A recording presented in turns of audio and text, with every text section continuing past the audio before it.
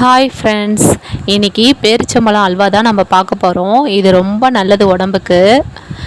நிறைய பேர் பேரிச்சம்பழம் சாப்பிட மாட்றாங்க. அந்த மாதிரி குழந்தைங்களுக்கு இந்த மாதிரி அல்வா செஞ்சு கொடுக்கலாம்.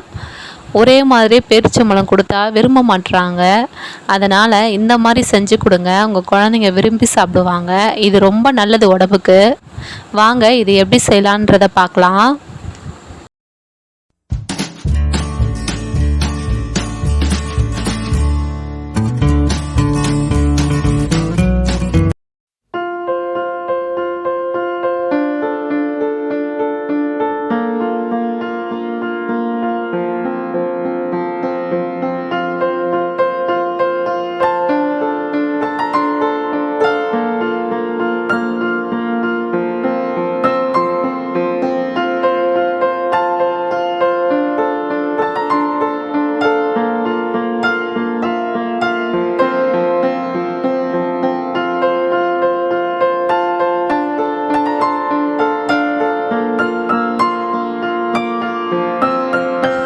பேரிச்சம்பழம் நல்லா பேஸ்ட்டாக அரைச்சிக்கோங்க, மையாக அரைங்க. அப்போ தான் அல்வா செய்கிறதுக்கு ஈஸியாக இருக்கும். இதை பார்த்தாலே உங்களுக்கு தெரியும்னு நினைக்கிறேன் எந்த அளவுக்கு இது பேஸ்ட்டாக இருக்குன்னு. இந்த மெத்தடில் தான் நீங்கள் அரைக்கணும்.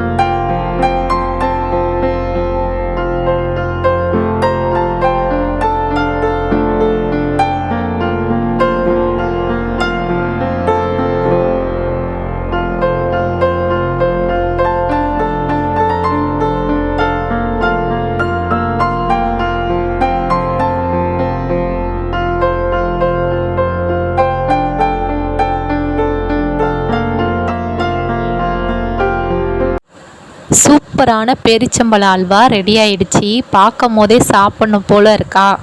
சாப்பிட்டு பாருங்கள். அப்புறம் நீங்கள் வீட்டில் டெய்லியும் இதே மாதிரி தான் செய்வீங்க. உங்களுக்கு ரொம்ப பிடிக்கும் இந்த பேரிச்சம்பழ அல்வா.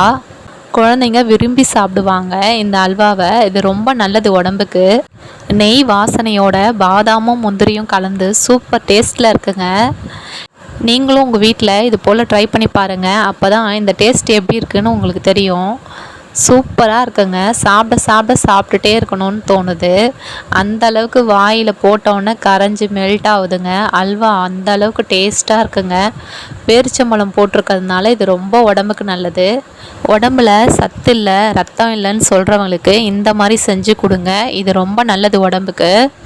இந்த வீடியோ உங்களுக்கு பிடிச்சிருக்கோன்னு நினைக்கிறேன். உங்களுக்கு பிடிச்சிருந்தா லைக் கொடுங்க, உங்கள் ஃப்ரெண்ட்ஸுக்கும் ஷேர் பண்ணுங்கள், மறக்காமல் சப்ஸ்கிரைப் பண்ணுங்கள். தேங்க்யூ.